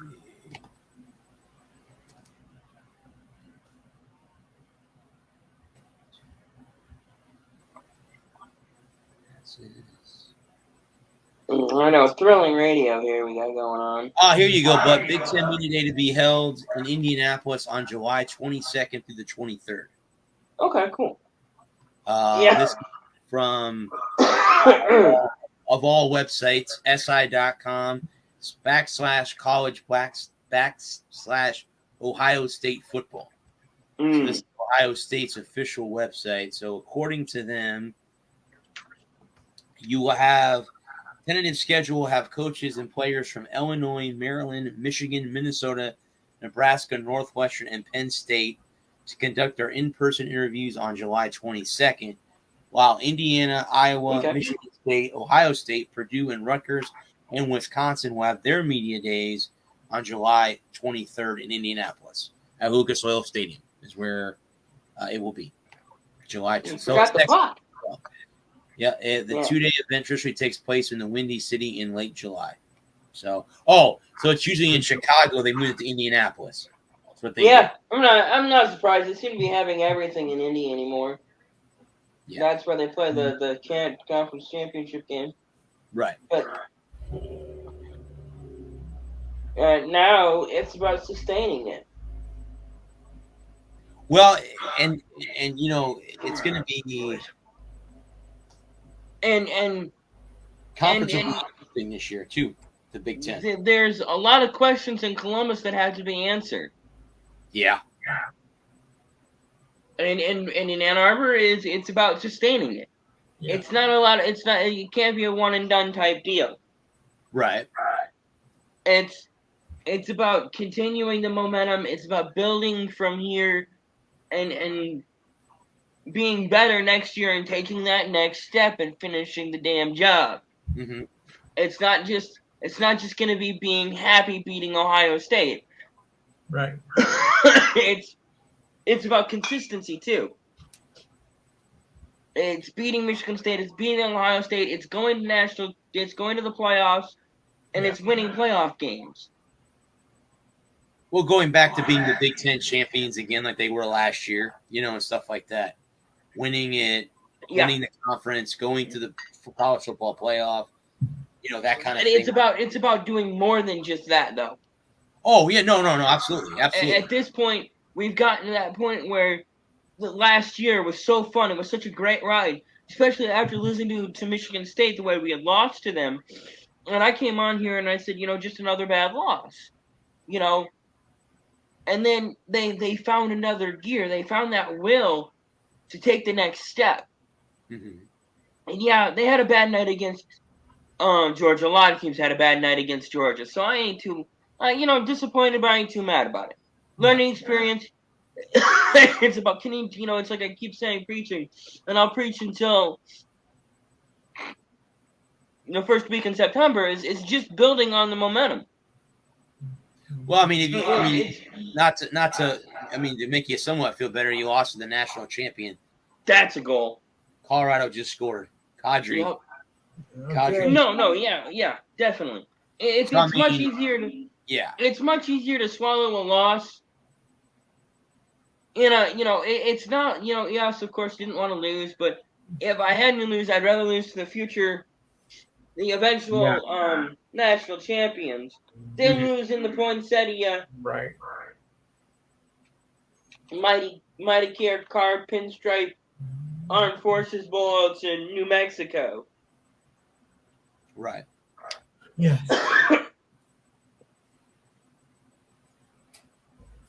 Yeah. So again, it's going to be interesting to see I think the two top teams in Ohio State and Michigan, obviously Ohio State's going to have some answers. Ryan O'Day is going to have to answer. Yeah. Again, who's going to be the dark horse? Is it going to be Iowa? Is it going to be Minnesota? Is it going to be Wisconsin? Indiana? 2 goals for the Avalanche. That's another one. 2 goals for the Avalanche. So again, who will be the dark horse this year in the conference is going to be in question. In the Big Ten, I think you've got to look at Wisconsin as being that. Okay. And Nebraska. This is Scott Frost last year. Yeah. He's got something to prove. Yeah, he's got to start winning. He's got to start winning. He's got to start closing out games. They were 8-1 in 1-score games last year, and didn't lose by more than double, and never lost a game by more than 10 points. Mm-hmm. Right. No, I have to say I agree with you. I think if they have another bad season, he gets fired. There's no way Nebraska's going to play. I mean, as far as I'm concerned, he can stay with him because I hate Nebraska. What corn? I say just stay with him. Yeah. Boring ass state, Nebraska. Yeah. What even is a Nebraska? So they move into the top of the 8th inning, and it's 0-1 to the batter that's currently up. So far, so good. The perfect game is still intact. Wrong. Moving forward. Did they break it up? They broke it up, Lou? Broke it up. Oh, so you guys are behind me a little bit because I have it live, and Angels just got a double. Is it Walsh? Who hit the double? I think it was Walsh. Okay. Well, so was that. That was close. Well, at least it wasn't, a 13-0 ass whooping, and they dropped down a bunt. Yeah, to break it up. Yeah. Let's talk about that real quick.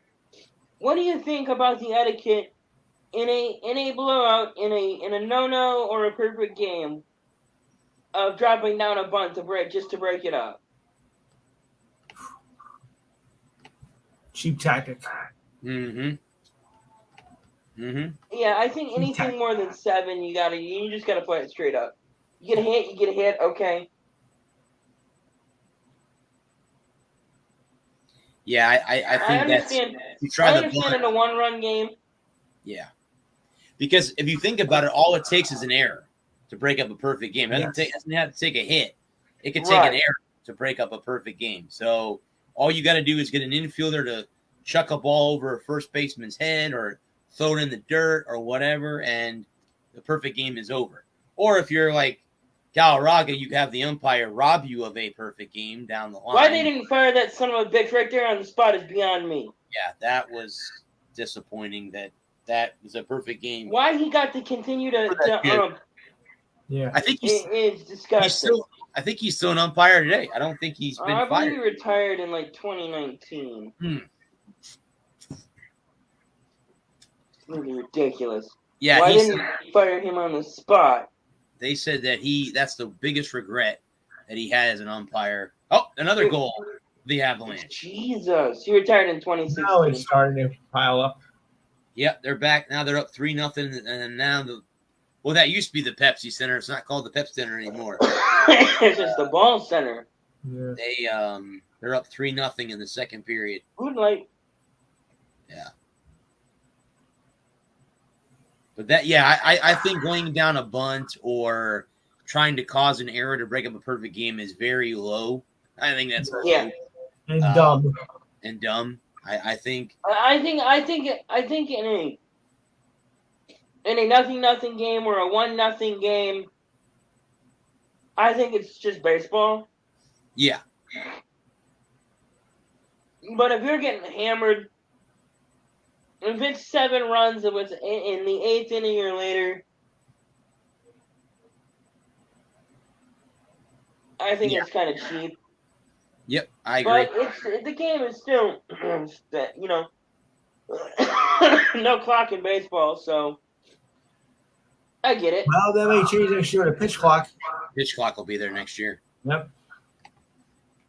They are going to a pitch clock next season. Right.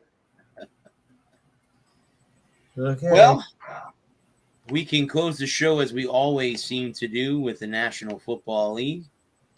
All right. And one of the hot topics is, for the first time since 2000, Madden NFL will have John on himself on the cover. Yes. Obviously, the reason behind that is he passed away, but he will be on the cover for the first time since 2000 on his own game. So that came out.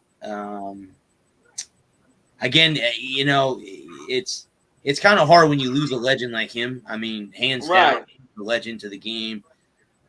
Whether a coach, player, but I think broadcast great personality were what put him on the map. I think I've said this a bunch of times, but I'm gonna say it again. I think him and Pat Summerall were the best duo ever. During my lifetime, they were the best duo ever. I really honestly can say that. There were nobody better since. Him and Al. Oh, you think Al Michaels? Okay. Yeah. He ranks up there, but without, Al Michaels was the voice of my childhood, so. Same here. Well, he's on Amazon now, right? Who's he doing the broadcast? Amazon. Okay. On the Thursday night game. Is Collinsworth going? No, it's Herbstreit. Oh yeah, Herbstreit. You're right. Herbstreit's going to be his. Yep, Herbie's going to be there. I got to find a way to get that. That's going to be interesting to see Herbie doing NFL games and not college games. That's going to be interesting. Yeah, he's doing both. Wait, yeah. I mean, I'm just interested to see. I mean, he's a great college brought analysts on game day, and then he goes to the booth. It's god awful. But I'm curious to see how he'll do with NFL games. Yeah. So we'll see how that goes. Deshaun Watson is now facing a 23rd civil lawsuit after two of the victims came out on Real Sports with Brian Gumbel. I haven't got a chance to watch that episode yet. I'm going to go try to watch that sometime this weekend. Go back and see what they had to say about the whole situation. Obviously, that's not good. I mean, I think he got through all the criminal suits that were against him. So now it's the civil stuff that he has to go through. I still, and you guys can correct me if I'm wrong, I still think the NFL suspends him. So I don't know when exactly he'll be suiting up for the Browns. He probably gets 6 games. Yeah, so he'll sit the first 6 games of the season. I think so, yeah. Hang on a second. I want to see something here. Let's look at the Cleveland Browns schedule for the first 6 weeks, because I'm curious on who they play. Let's see. Here we go. Yep. Cleveland Browns schedule starting regular season starts with the Carolina Panthers on September 11th. They have the Panthers at home, the Jets on the road. I'm sorry, the Panthers on the road, the Jets, Steelers at home, the Falcons on the road, and the Chargers at home. So they have 2 road games. Am I reading that right? 2 road games and 4 home. Yeah, they have 4 home games. No, hang on a minute. Am I counting that? 1, 2, 3, 4, 5. I'm sorry. The Patriots are the last game in week 6. So they have 4 home games, 2 road games. And they have, again, it's Carolina, the Jets, the Steelers, the Falcons, the Chargers, and the Patriots. So what do you think their record's going to be after 6 weeks without Deshaun Watson? 2-4, 1-5? Yeah, well, it depends. It depends if they hold on to Baker Mayfield. If they still have Mayfield available. Lou, let's ask Betty how she feels about Baker Mayfield. She posts a lot of stuff about him in Uncaged. Yeah. I'm curious on how we need to get her to come on here and talk Cleveland Browns football with us when the season starts. I'd like to get her perspective on Browns football because I know she's a big Browns fan. On mine, we need Betty back. I'll have to tune in and listen to what she has to say about the Browns this year, if they do hang on to Baker Mayfield or not. But I could see them being 2-4 or 1-6, at best 3-3 in that thing. Yeah, that's what I was thinking. 3-3, if that, because they're gonna struggle against the Chargers. I know that's going to be a struggle game. Yeah. The Jets will give them. I think the Jets will give them a challenge. I really do. If they can, I think the Jets might have something this year. Zach Wilson can stay upright, and they can surround him with the right tools. I think they could be. The Steelers will have to wait and see. With their quarterback situation. Carolina, that's iffy. The Patriots will have to wait and see, and Atlanta, obviously, now with Mariota, not with Matt Ryan. So we'll have to wait and see how they end up doing. But again, it could be at best 3-3. At worst case scenario, they're, I would say, 2-4 or 1-5 if he gets suspended 6 games to start the season, which it seems like he probably will end up getting suspended the first 6 games of the season. Let me see what else I have here.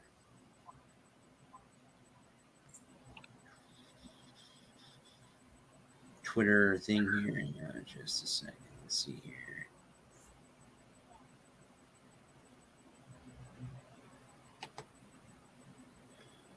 Oh, that's what it was. That was on Twitter. Frank Gore has officially retired. He was a 49er, and I think he retired today. Yes. Yep. He signed a 1 year. He signed a 1-day deal with 49ers. Let's go. Yeah. So he retired today. And Ryan Fitzpatrick has hung it up. He has announced his retirement. The other thing I saw, guys, I was watching ESPN. I was watching the softball game, in fact, and I saw something on the bottom of the screen that said Eric Bieniemy, the offensive coordinator for the Kansas City Chiefs, is upset that he still not has a head coaching job.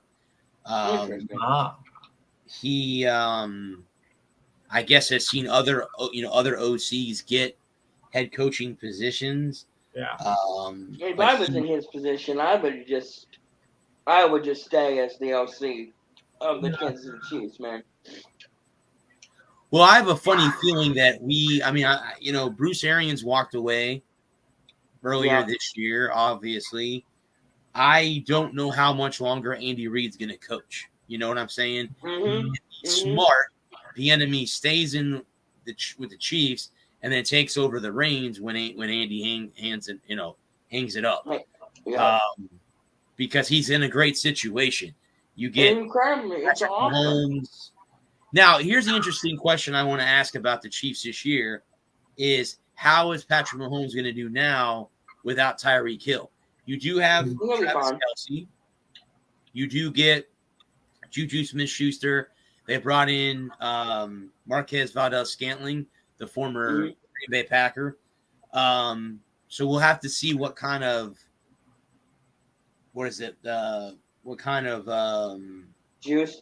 juice they have together this year. Obviously, I think they'll be fine. Okay. Well, the funny thing is that division is all 4 teams are good. All 4 teams are good. So that division is going to be the best in football this year. Agreed. Hands down, the AFC West will be the best division in football. Definitely. Barring no one gets seriously hurt, I think that would be the best division in football this year. Those 4 teams. Denver's got Russell Wilson now. Kansas City obviously has Patrick Mahomes. The Chargers have Justin Herbert, who I think is the up-and-coming superstar or is not already at that level already.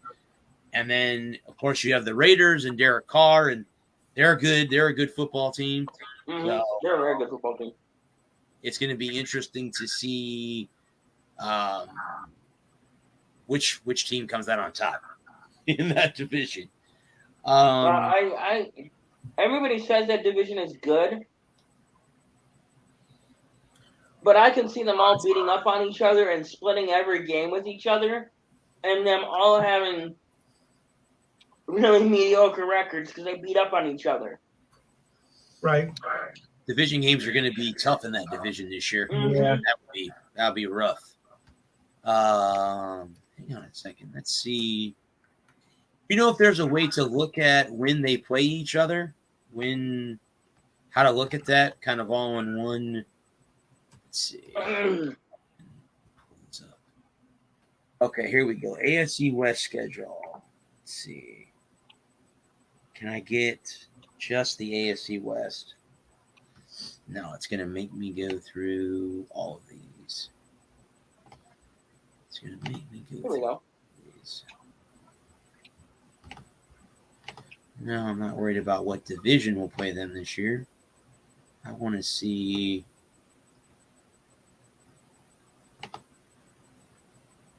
if it will just give me the AFC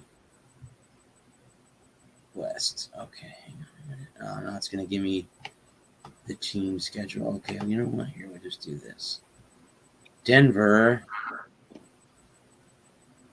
will play. They start off the season. Their first division game is at the Raiders in week 4. They're at Los Angeles in week 6. Okay. They are home against the Raiders in week 11. Home against the Chiefs in week 14. On the road against Kansas City in week 17. And then they're home against the Chargers in week 18. So they play 2 division games to end the season. One on the road and one at home. So that's interesting. That's interesting to say the least. Let's look at the Raiders, or excuse me, not the Raiders, the Chargers schedule when they play. See, they start the season off against the Raiders. It's a division game right off the bat. Then they're at Kansas City in week 2. So they have 2 division games right off the bat. Then they're home against Denver in week 6. And they're at home against the Chiefs in week 11. And then they're at Vegas in week 13. So then they're at Denver to end the season in week 18. So it looks like to me that all of the AFC West teams have a game at the end of the season against each other. You could be right. They could beat the hell out of each other. They might. Yeah. Season and end up with their division record could be 3-3 or something along those lines. Yeah, everybody 3-3 in the division. Yeah. Mm-hmm. Yeah. That'll be an interesting tiebreaker if they end up tying it. Well. Yeah. Yeah, that'll be an interesting tiebreaker. Oh, yeah. What will it come down to? Right. Cheerleaders. Tampa Bay Buccaneers have signed former Chicago Bear defensive tackle Akeem Hicks to a 1-year deal worth $10 million. The deal is actually incentive-based. I think the base salary is like $4 million. So I think it's like $6 million in incentives. Think about Akeem Hicks is, can he stay healthy? He's been having issues. Obviously, the thing about anybody. Can you stay healthy? Obviously, the reason that they got him is to replace Dominic Sue. I don't think Sue's coming back. Sue just had twins recently. I think he's got other off-the-field stuff that he's, I think, involved in. I could see Sue coming back in one condition, and that's if the Bucs have injury issues. I think he comes back. Other than that, I don't see him coming back to play. I don't know what else he has to prove. I mean, I don't know. He's got a Super Bowl ring. I don't know what else you have to prove. I don't know what's left. No. Right. You got a ring. You got money. What more do you need? He's going to be a Hall of Famer one day. I'm just saying. I don't know. I don't know what else you have left to prove. Right. At that point. I mean, unless you want another ring, we'll see. Obviously, I think they mentioned too that Tom Brady's now finally come out talking about how close he was to retirement. Obviously, he did return to the Bucks for another year. I don't know how much longer he's going to play.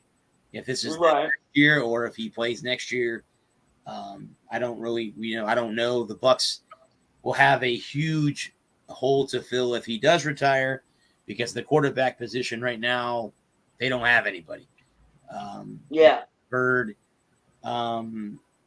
Blake Gabbert obviously is the backup quarterback. Kyle Trask is not even going to compete for a backup role, according to the Bucks QB coach.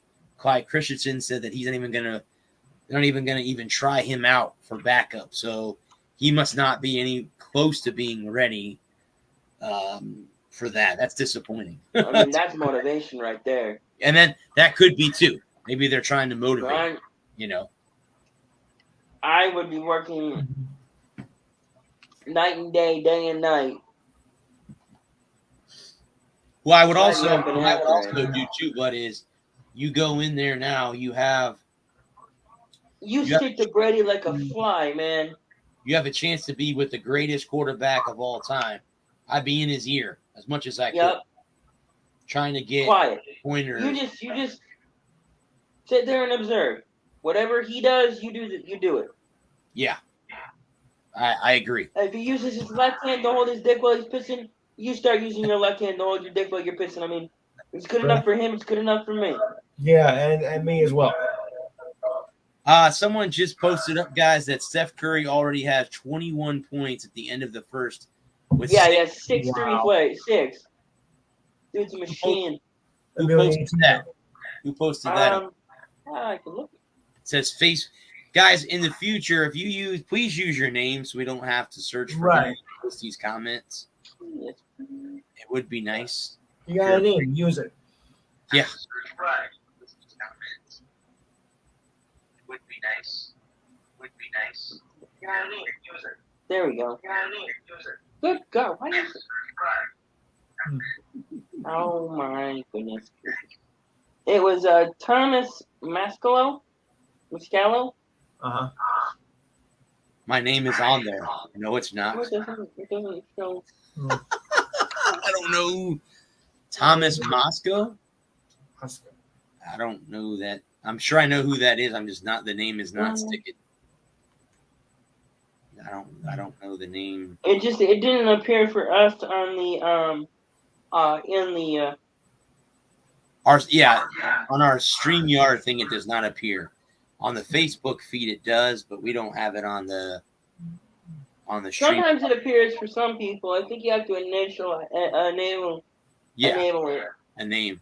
Or allow it. Well, I know when I've been on Hodgepodge's show, they actually ask the people that are on their show to give their name. Yeah. During a Facebook chat. Has he been on lately or no? I haven't seen them do a show in a while, Lou. I haven't seen them do a show in a while either. I don't know if they've gotten away from it. So I've been looking for it, but I haven't. Well, here's a comment. I understand. It's me. Okay. Okay. That's doesn't give much of a clue. You're not giving me who's me. Thomas. Okay. Oh, Adam. Is it you? Is it? Oh, wait a minute. Yeah, it's me. Okay. I'm trying to figure out how to Oh, get your name on here. Okay. Okay. Yeah. I would no, I'm just curious on. That's okay. I'm your least humble host. Well, no, I mean, it would be nice to be able to talk to our fans. Obviously, if you want to post a comment, right. You could do that. I mean, I've seen Rich's name pop up. Yeah, it worked last week, and I don't know. Tom, we had my neighbor Justin was on here last week, so I know they pop up. So names do pop up. I'm not sure why they're not popping up this week. So.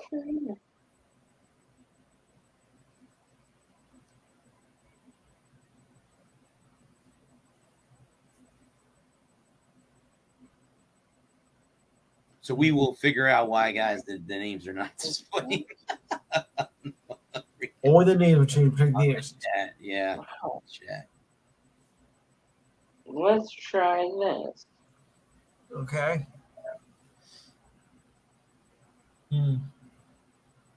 Yeah. See? There you go, but now I see your name. Okay, so when you come into the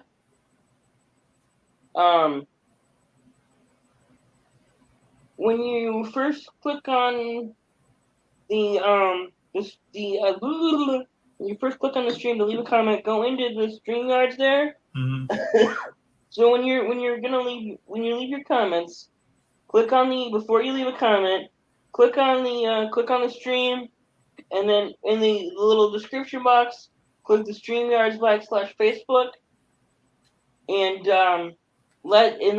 allow your and then go in there, and then where it says let StreamYard see my Facebook Live comments, click that, then click the X, and that'll allow us to see your name on here. So cool. The next time you comment, enable it.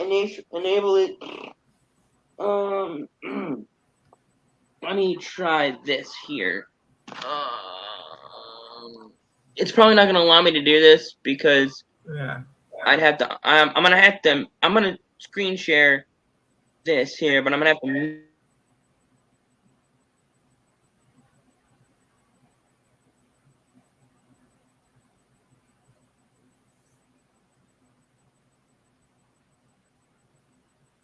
I don't have to mute yet. And then what I gotta do is go to the group. There's the group. Okay. Oh, I should be able to. Okay, that's muted. So hopefully we will be able to do it this way. Okay, so now share screen. Share screen.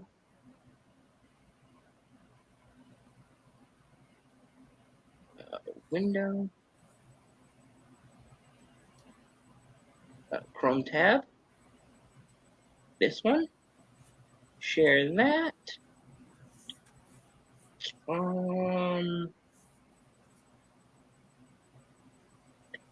Okay, so if you can drag that in there, Brad.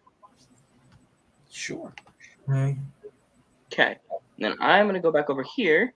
All right. And so when you click on the stream here, share screen. Okay. Mute that so we don't get the feedback. Then you click.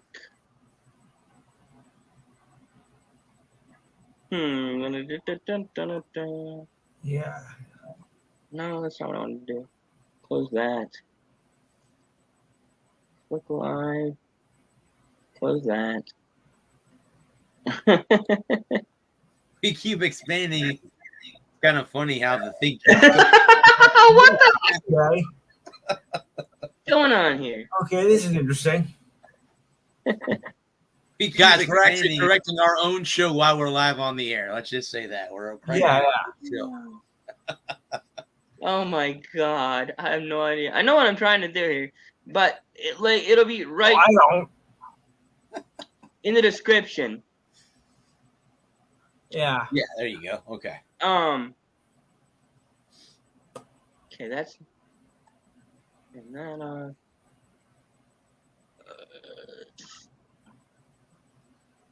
okay, no, that's not what I wanted. I swear to God, I know what I'm doing. Close that. Close that. Close that.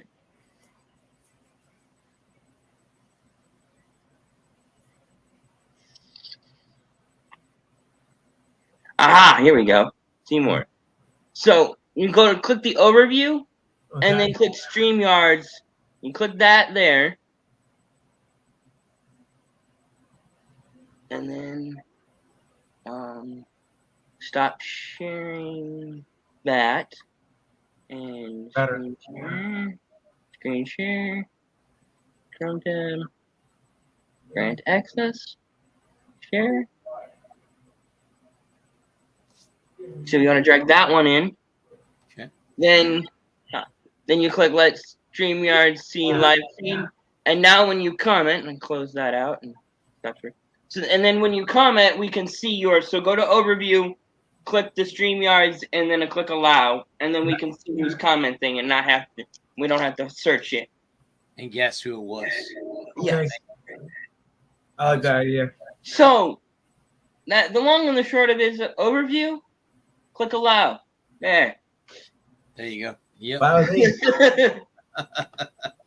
Okay. Well, I mean, at that point, guys, we do have like 4 minutes to go. So, I mean, if anybody wants to get anything in we didn't talk about or anything like that, go right ahead. The floor is yours. All right. Well, he's going to finish his beer real quick. Yeah. Like I said, Championship Month is going to be here. And, of course, also the NBA Draft is on the 23rd this month. So we have yes. So we have a lot to we have Who do you think goes number one? What do I think what? Who do you think is going number one? That's a tough one. I'll just wait and see. So it's going to be a very interesting month in the sports world in June. Yep. I'm ready for it. And I'm here for it. We'll talk about all this and more on Saturday on the Enhanced Sports Show, 5 to 7 p.m. Number to call is 512-543-4662.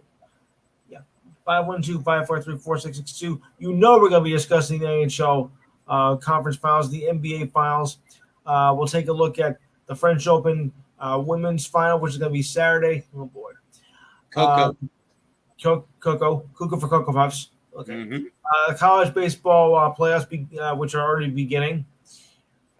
We'll also take a look at maybe the USFL as they're winding down their season because the playoffs begin at the end of the month. So this is going to be very interesting over the next couple of weeks. So I hope you guys tune and enjoy us and tune in. Bradley, I hope you're going to come on Saturday so we can analyze games 1 and 2 because it's your team against my team, and I've been looking forward to this. I really have. I will. Yeah, I'll have to give myself a reminder, Lou, because I forget that you're on, and sometimes I'm home, and I'm home at 5:00, so I'll call in like right as the show starts. Right on your refrigerator or something. I'll put it in my phone as a reminder. In fact, I ran on your refrigerator. And his too. How can you tell there's an elephant in your fridge? Log on. Either that or I'll message you, to Lou on Facebook the day of to give myself a little bit of a reminder too. But I definitely will come on because at that point we'll either the series will be tied at 1-1 or the Rangers will be up 2-0. At that point, we'll know. Yeah, I know. We'll know at that point where the series will be going. I think Tampa Bay bounces back. Long series, long way to go. So, guys, go ahead. Go ahead, Lou. But it gets more intense now. Mm-hmm. It does. It does. I was going to say, there it is. Perfect bid over. Okay.